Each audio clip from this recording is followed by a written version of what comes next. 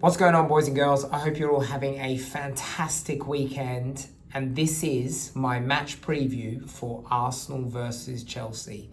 In what is, people, you've guessed it, another must-win game for Arsenal. Every game is must-win. Who are we kidding? It's that point in the season and no other result will do the job at this point. Manchester City have done what they needed to do. They beat Leeds 1-0. I've seen the highlights. Look, it's another one of those performances from City where you can try and pick apart some parts in the game where you think to yourself, there's signs of weaknesses there. And let's face it, I think Man City all season have shown signs of weaknesses. But I think what is kind of scaring me a little as an Arsenal fan right now is they're just getting the job done. And that is sign of champions. And I think the biggest fear that we all have as Arsenal fans at the moment is that because we have given City a sniffer game, they know how to do this. They've been here many times before. They know exactly what is required. Whereas for us, we haven't done it yet. And so 2 points is not a big gap when you compare the two teams and their experience of handling this run-in come the pointy end of the season. So, like I said, I could probably pull apart that performance against Leeds, Dominic Calvert-Lewin, that chance in the first 10 minutes or whatever it was. I mean, if that's on target, that's in the back of the net and they go 1-0 up and who knows what happens. But it doesn't matter. They've done what they needed to do. 1-0 win. There's a 2-point gap now at the top of the Premier League, and the pressure is now all on Arsenal to do their job against Chelsea. A Chelsea team we have now faced at the end of this game 4 times this season already. 2 wins and a draw so far, so not bad going from Arsenal. But at some point you do feel like maybe that needs to change, and I just hope with every fibre of my body that this game is not the game where fortunes reverse. This won't be easy. This won't be Tottenham. This will not be Tottenham, people. Chelsea are a better team than Tottenham. Yes, they're up and down. Yes, they've got some weaknesses, like almost all teams in the Premier League, but they will put up a much better fight than what Tottenham did. In saying that, I do feel like if we play to our potential, I'm relatively confident that we probably have our way a little bit with Chelsea in this game. And there's a few reasons for why I think that. Our form in the last 7-8 games has not been great. Definitely if you talk about a team trying to win the Premier League. It just hasn't been great. And there's been a lot of concern around the way we've approached games, the results that we've been getting. And I've been a loud speaker of my concerns.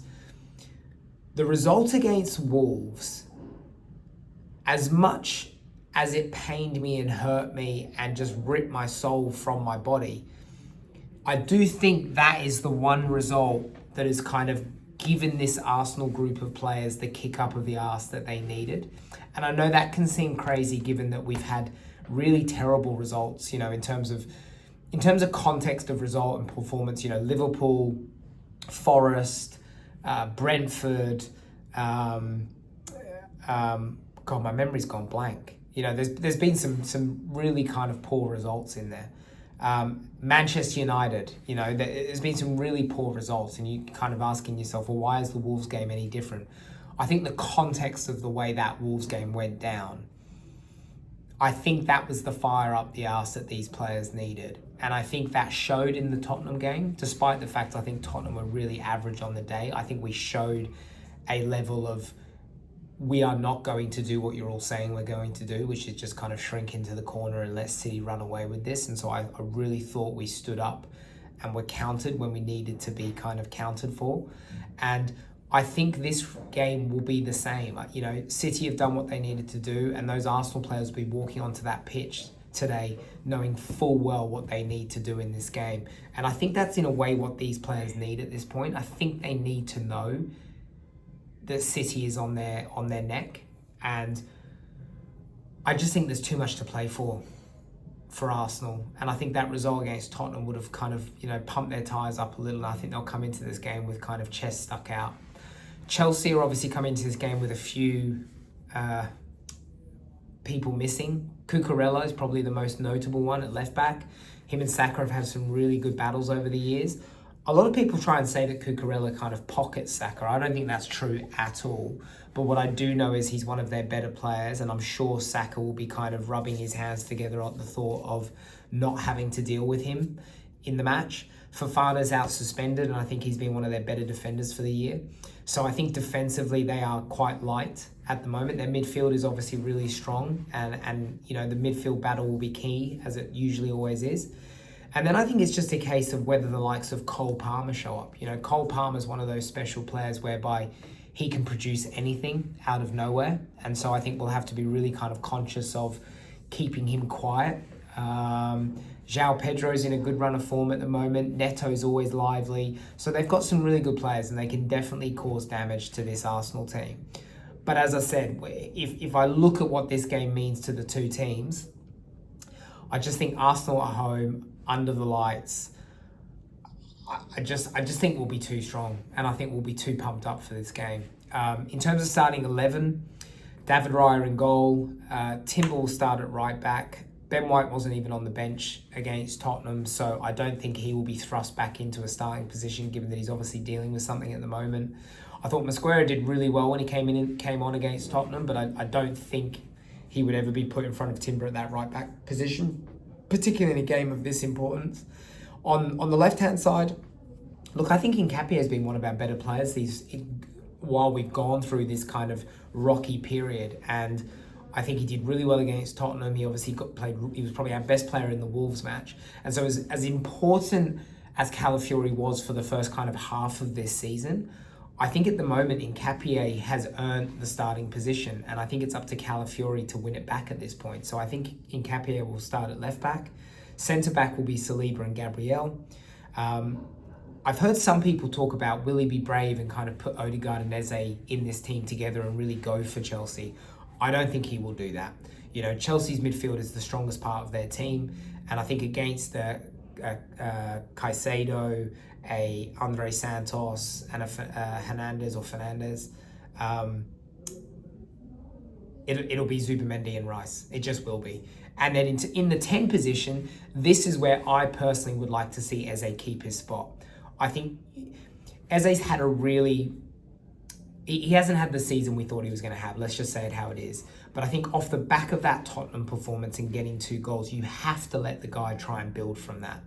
And so I would be really disappointed.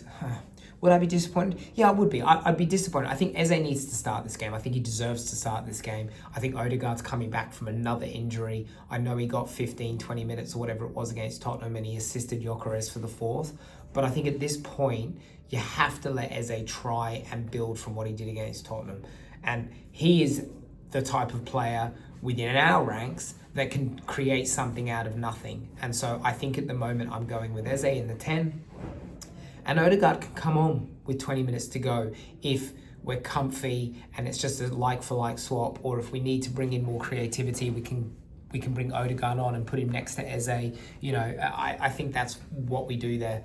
On the right, it will be Saka. I definitely don't want to see Madueke on the right. Saka has to go on the right.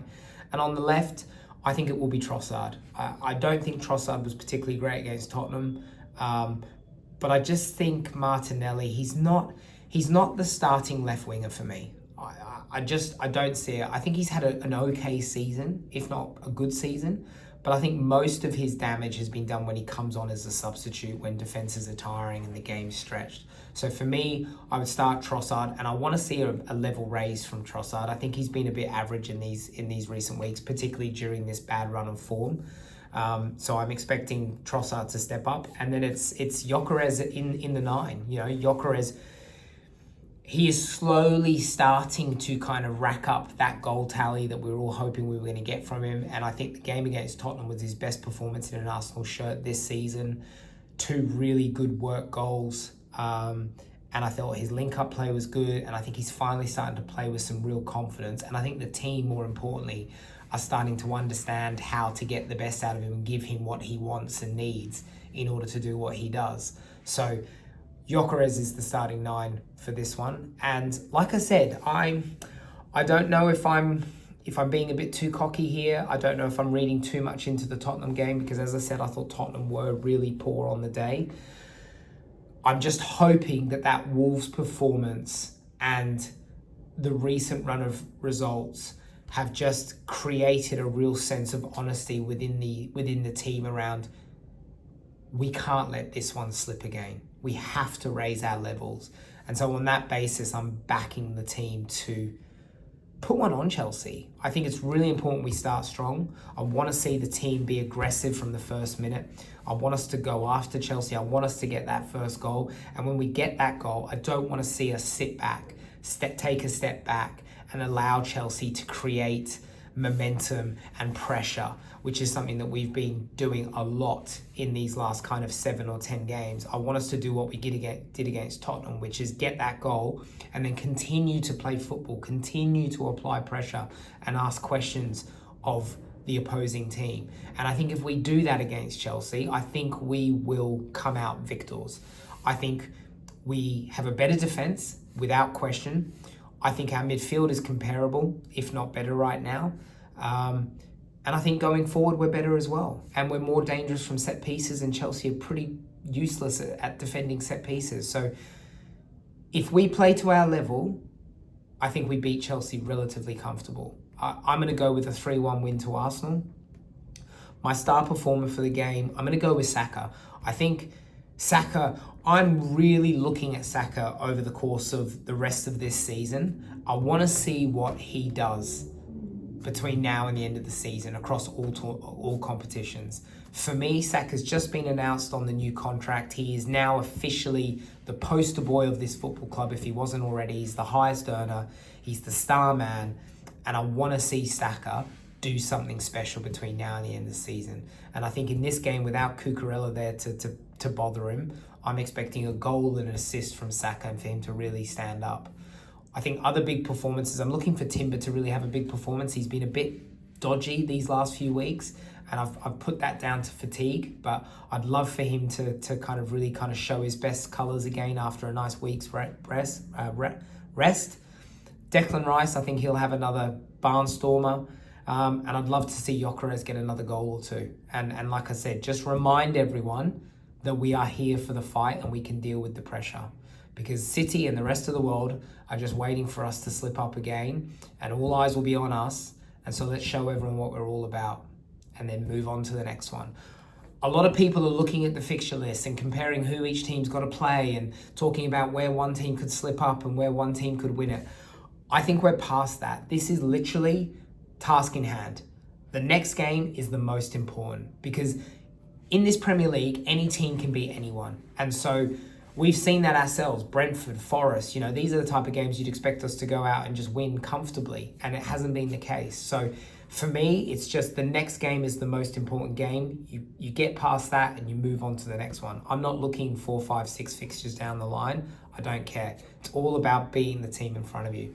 And I'm very confident, touch wood, that we will beat Chelsea and stretch that lead back to 5 points. So yeah, let me know what you guys think in the comments. What do you think the score's going to be? Starting 11, star players, and yeah, come on boys. It's going to be a 3:30 kickoff in the morning here in Melbourne, which is never fun on a Monday morning. But I will be up and I will be cheering on the boys, and hopefully they can deliver for me so I can start the week with a big fat smile on my face. All right, guys, have a great weekend.